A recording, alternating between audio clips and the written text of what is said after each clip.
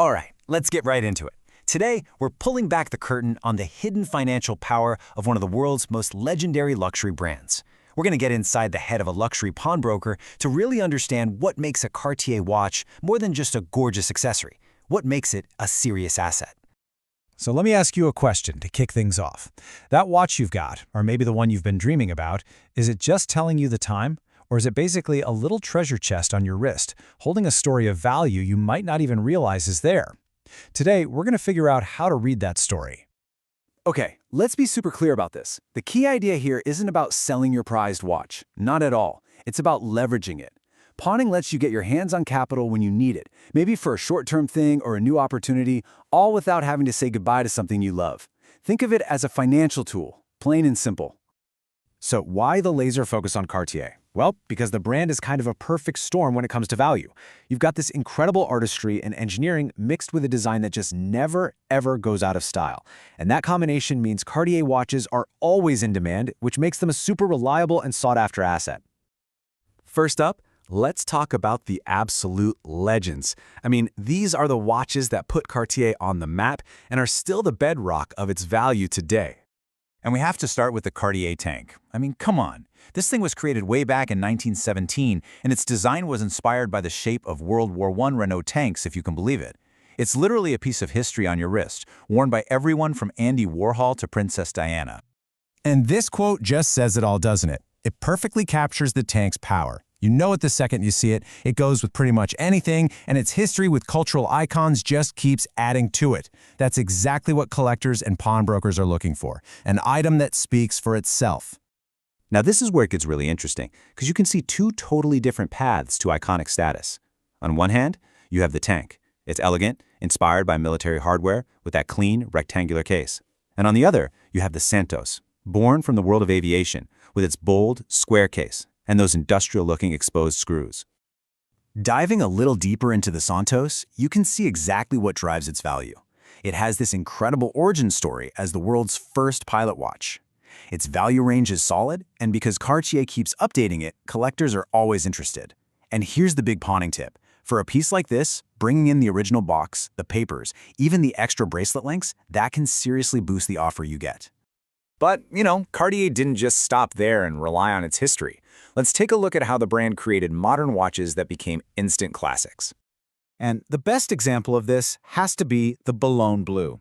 It only came out in 2007, but it quickly became Cartier's most successful modern watch.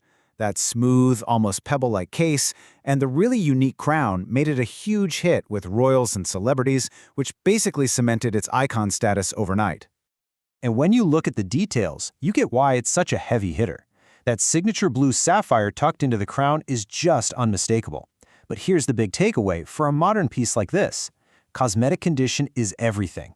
A flawless crystal and a case without scratches are pretty much non-negotiable if you want to get a top-tier valuation. Next up, we've got a really fascinating one, the Cartier Roadster. Now this watch has actually been discontinued, but its popularity hasn't dropped off at all. In fact, its super unique design has earned it this really dedicated cult-like following. This chart here really breaks down why the Roadster is a pawnbroker's dream.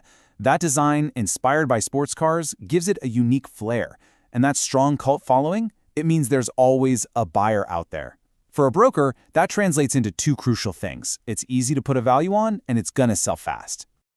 Okay, so now we're going to shift gears and look at a whole different category.